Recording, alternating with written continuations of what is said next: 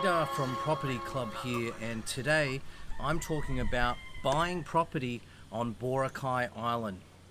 Okay, so it's a lot of people's dream to have a beachside or a beachfront house. I know it was always my dream and is still my dream to one day own a beautiful slice of paradise, preferably on the beachfront or the beachside. I looked at Boracay probably about in 2015, and coming back here since then, I'm still looking and pondering, the idea of actually living here full time and owning a beachfront property. However, owning property on Boracay does come with certain challenges, and I'm here today to discuss those challenges and discuss buying property on Boracay Island. First thing I'm going to talk about is Proclamation 1801. Now, Proclamation 1801 was passed a long time ago now by ex-President Ferdinand Marcos. Now, Marcos actually passed this because he wanted to actually preserve natural habitats like this beautiful jungle or beachfront here in places like Boracay, certain beaches, coves, islands, etc. What 1801 is actually about is saying that actually you can't title and you can't own as an individual these beautiful natural environments and hence preserve them as rainforests or coves or beaches. That's what it's about. Having said that, obviously there are individuals that have resided in places like this for numbers of years, scores of years, and do own land and have lived here, and they're entitled to land based on what they call ancestry land. So what we've seen, especially here in Boracay, is signs saying that it's ancestry land and it can't be touched because people have lived there for generations. So it could be a certain tribe or that sort of thing. So it does make it a little bit difficult. Keep in mind, Boracay, only about 2 to 3% of the island is actually titled. So what 1801 actually means, so Proclamation 1801 does mean, is that you cannot have a piece of paper that has your name on it, hence title ownership. And that is the real challenge here that we're talking about today. Instead of having title ownership, you'll hear a phrase called tax declaration, which is a form of ownership. Now, it is very, very risky. If the land's been, ancestry land and people have lived there for generations, kind of hard to argue because, those people are going to know the locals. They're going to be natives, and, the neighbor's going to be saying, hey, look, yes, I know that guy. He's a friend of the family. He's been living here for years. His father and his father's father lived here. So that's not a problem for those people. But for foreigners like us, one, we're not legally supposed to own land anyway. That's the first issue.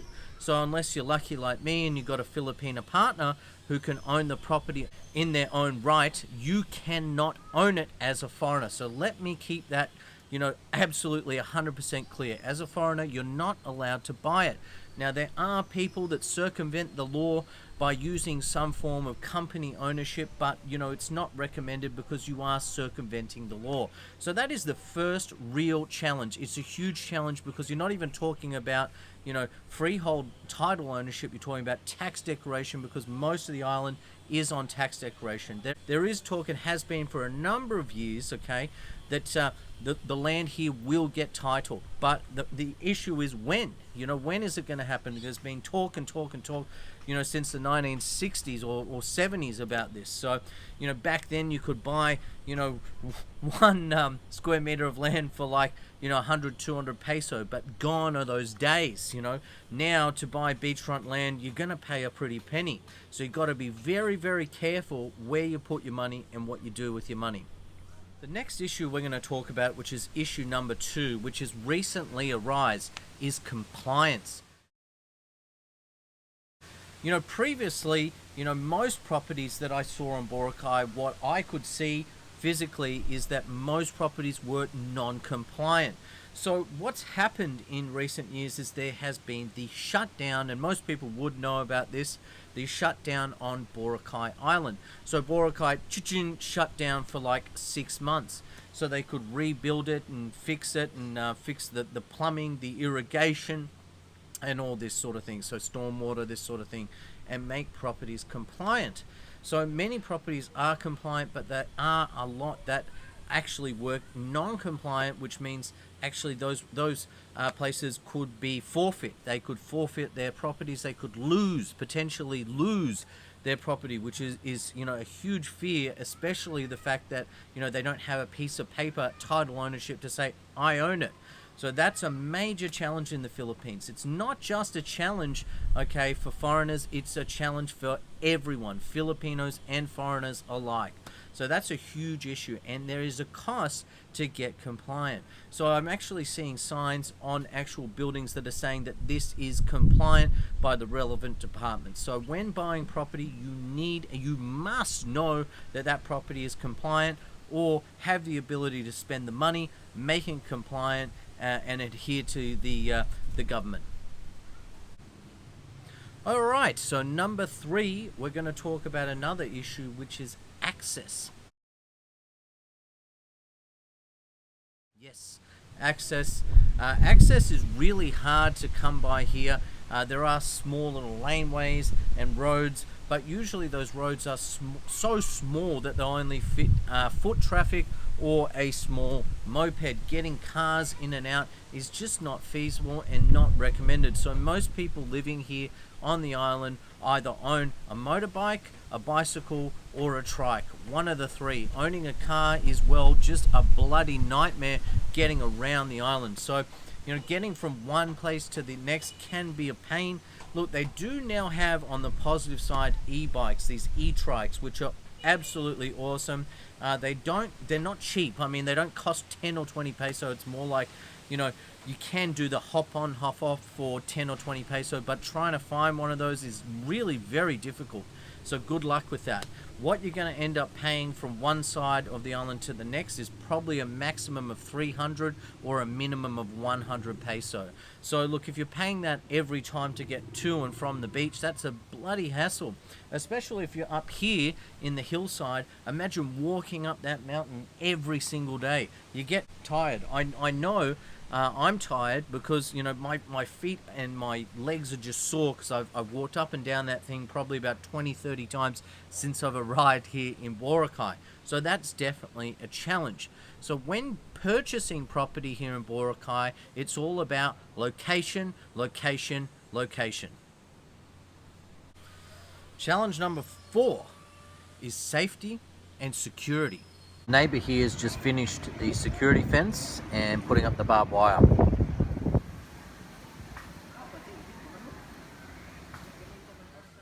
So, here on Boracay Island, you've got to maintain your land.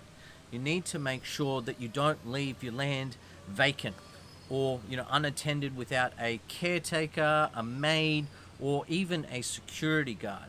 What can happen is there's often land disputes on Boracay.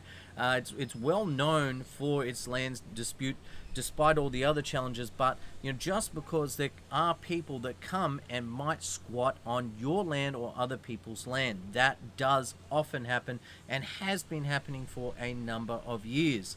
Now, you might find out they might not be a squatter. They might actually be entitled to the land, and it could be ancestry land. It really depends on the situation. So the concern is people can come and potentially take your land. So you need someone that you know and can trust to actually stay on your land and keep it safe. A lot of people, and you can see around here, hard to see from here. I'm going to keep the camera where it is, but there's big fences around a lot of property with either like jagged glass or barbed wire. It's not the most appealing, without any doubt. It's not the most attractive at all. So most people that own properties here either do have a security guard, a caretaker, or live here full time. Now, if you're here alone, right, and you decide not to have a caretaker or a security guard, that could be an issue for you, especially if you're a foreigner. If you're a foreigner, maybe you have some kind of falling out with a neighbor or someone locally, and that could cause huge issue, because if that person doesn't like you, they can try and push you out. So you better have the support from the local community and better be doing the right thing, because if you're acting like an idiot, then more than likely you could be pushed out of your local village. That is highly probable.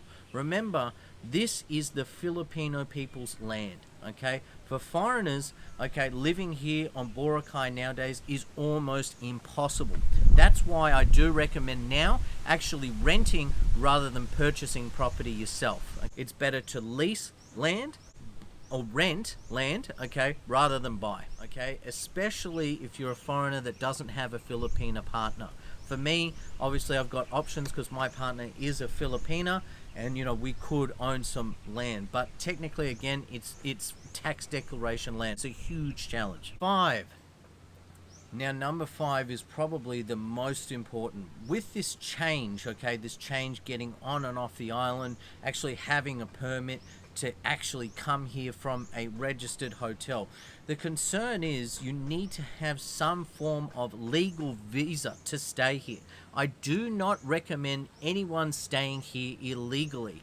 You must go to the immigration department, you must apply for a visa that allows you to stay, and then you must follow the rules and regulation and process to actually be registered and be able to live here locally on Boracay Island, which is a bloody challenge because there's a restriction of how many people can be here. Obviously for Filipino workers, that's who they're looking to have here because they want to build the island. They want to fix this island and make it better than what it was before. So they're going to take preference over you being a foreigner. So keep that in mind. So nowadays, is it worth the hassle? Is it worth the challenge? Well, yes, it is, because this place is so gorgeous. It is such a lovely place. It is still worth it. But keep in mind, you must tick all of those boxes, because if you don't, you might lose your shirt. All right, well, this has been Peter from the Property Club. I thank you so much for watching. It's not the best of days. I'm waiting for the rain to subside so I can get back out there on the beachfront. But there you go. There's a bit of an ocean view behind me. It is a lovely spot. Thank you so much for watching, and please subscribe, share, and or hit that bell notification. Double thumbs up, guys.